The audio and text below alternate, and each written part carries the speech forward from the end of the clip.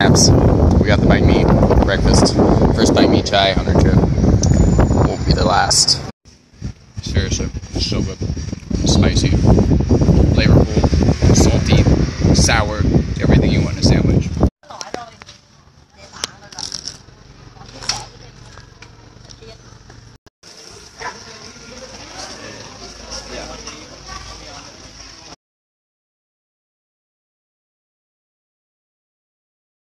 Alright, Snaps, so we're by the Citadel. We got the big ceremonial cannons. I don't think they work too well to beat out the French, though. Right now we're in the outer wall area. Unfortunately, like cars and traffic in here, so it's, you know, she just closed that off to all vehicles. It'd be a lot prettier, but what can you do?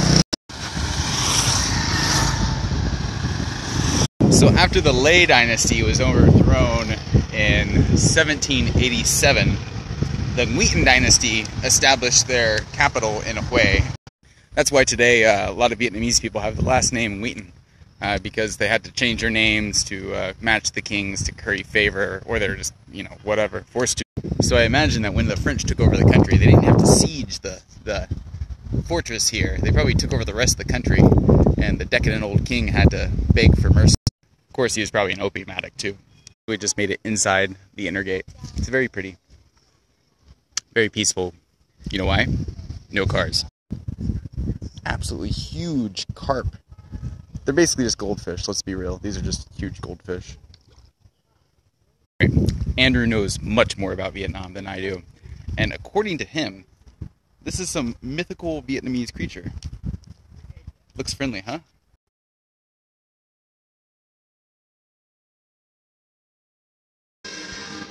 In what way? Like, it was just a long period of, like, devotion to the arts, and, Snaps. This is a really cool style of art. I don't know if you can see it, but they use paint, and then they push the paint off the canvas to create an image. Super beautiful. Got some pictures of Buddha, fetishizing femininity, fetishizing. Pretty nonetheless, though. Italian.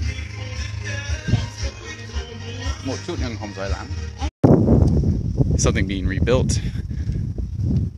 Home Tam Quan Hu Vuk Nai. No visit. So this is actually the Imperial City. So how it works is you had the Citadel.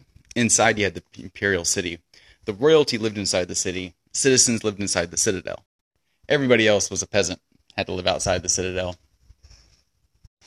People tend to fetishize the past. It was probably a horrible life for 98% of people. But that's pretty cool. The Imperial Pimp Canes. Now, you're not really a pimp unless you got one of these.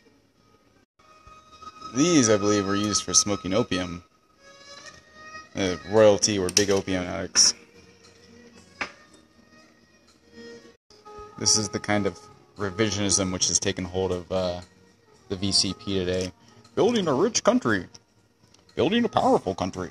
Really like it when nature starts reclaiming these buildings back. Someday that will happen to everywhere.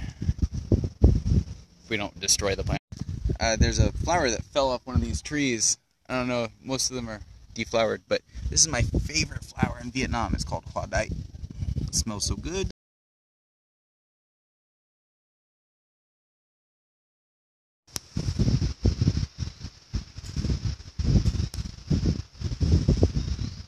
Damn, Snaps, we've stumbled upon another vicious creature.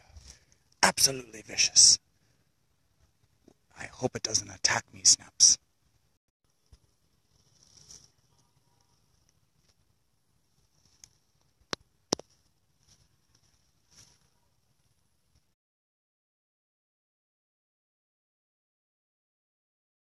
Yeah, Imperial City of Hue. By the end of the dynasty, by the end of the Nguyen dynasty, they weren't even kings and emperors anymore, really. They were more like middle managers for the French imperialists. They basically ceded all their real power, ceded their sovereignty. And at that point, they were just basically intermediaries for the power of foreign imperialists. Not too unlike the VCP today. Of course, they still had the very superficial nationalism, the superficial, you know, we are Vietnamese, Văn Hoa, Vietnam, blah, blah, blah, blah, blah. They did have better architecture. Look at this. Stunning. Remember that word from yesterday, Snaps? What was it? Kianchu. This guy is like hyper uninterested in me. Very cute though. Snaps. I'm not sure, but I think these are called flamboyant flowers. Could be wrong. If you know, send me a message.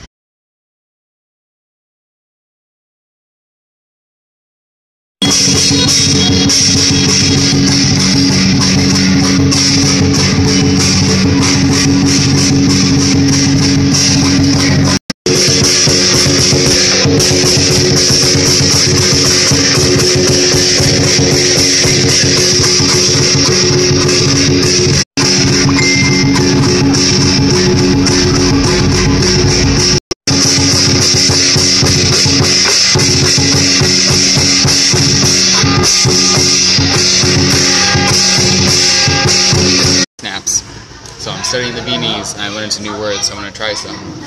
If you're Vietnamese, you could tell me if you understand this or not.